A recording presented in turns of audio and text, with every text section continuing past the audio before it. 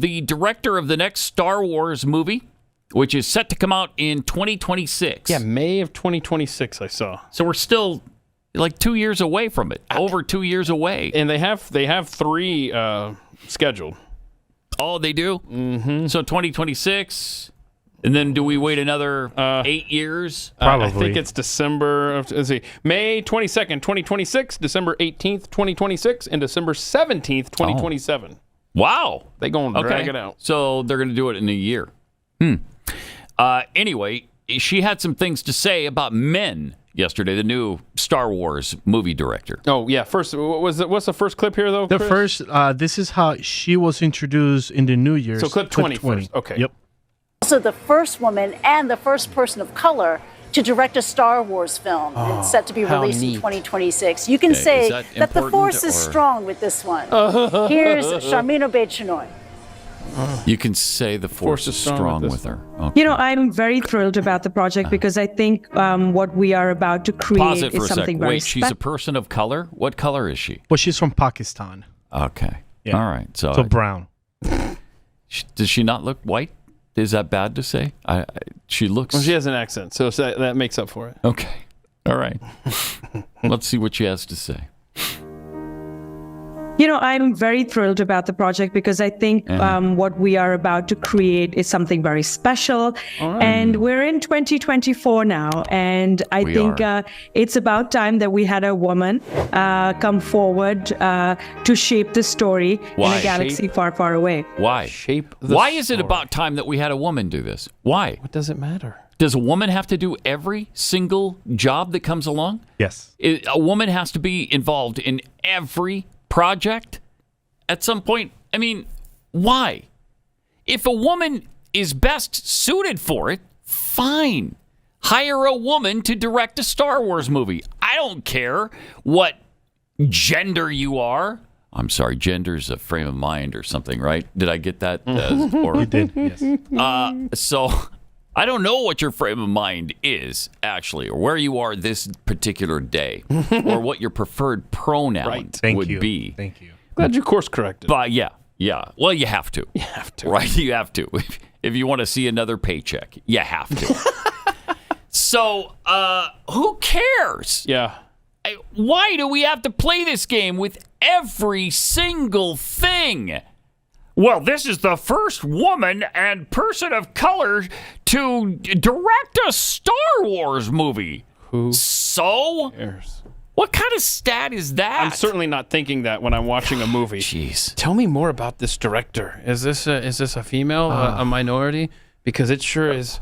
I feel empowered just sitting here watching it, absorbing it. And by the way, when you watch this clip of her with Jon Stewart, just think of this.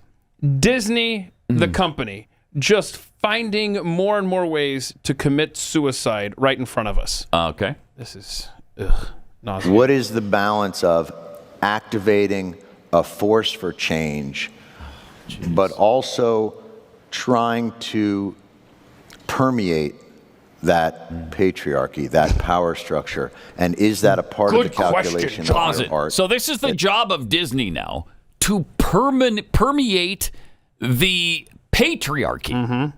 They're not in the business of making money with really entertaining films and really fun rides at an amusement park and really good food at the restaurant at the amusement park and really good sporting events on ESPN. No, we need to permeate the patriarchy. That's your goal now? Yeah. On my YouTube channel, At the Mic with Keith, I've been interviewing a guy, Ed McRae, who is just a Disney guru. The history is fascinating. And he sent me a video that we're going to play when I talk with him this weekend. And it's Ronald Reagan, 1955, doing the TV stand-up for the introduction of Disneyland and the grand opening. And Walt gets out there and talks about God, and they have chaplains there, and they bless the park, and they pray, and now Disneyland here. Oh my gosh, 180 degrees from there. Oh, can you imagine? Oh, it's just heartbreaking to watch this company do what it does. Yeah, it is. All right, let's see if we can get through this. Of your art.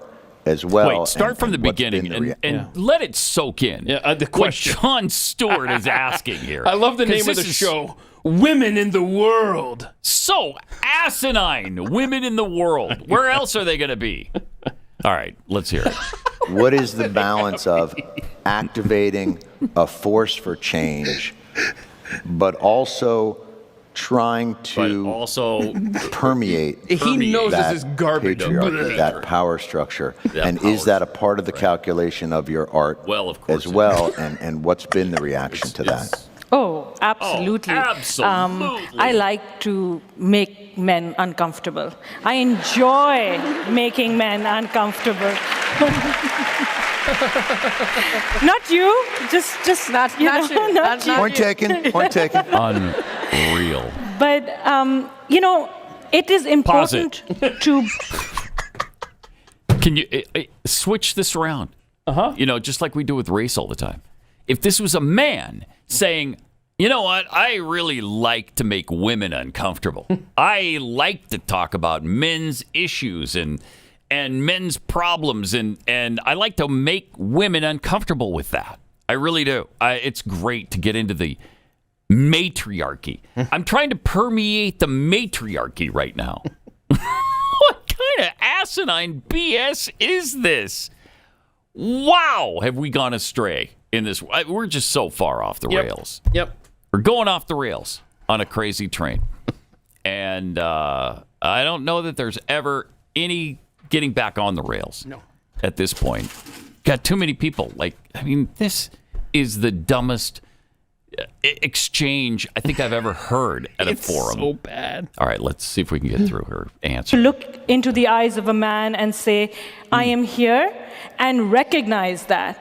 And recognize that I am working to bring something that makes you uncomfortable, and it should make you uncomfortable because you need to change your attitude. And it's only when you're uncomfortable, when you're shifty, when you have to have difficult conversations that you will perhaps look at yourself in the mirror and not like the reflection. And then say, maybe there is something wrong with the way I think, or maybe there is something wrong with the way Maybe there's something wrong with the way you think, Pumpkin. Maybe you should take a look in the mirror and see if there's any changes you can make. I think I'll leave it at that because I had more, but I'm going to... Wait, that's Stop it? there. Yeah, well, on the mirror thing, I was Oh. gonna, yeah. Oh yeah, because we don't fat shame in here. You're right. We don't fat shame. We don't. I don't even know why you brought that up at this particular juncture, but you're right about non sequitur. We don't fat shame. What garbage! Let me eat.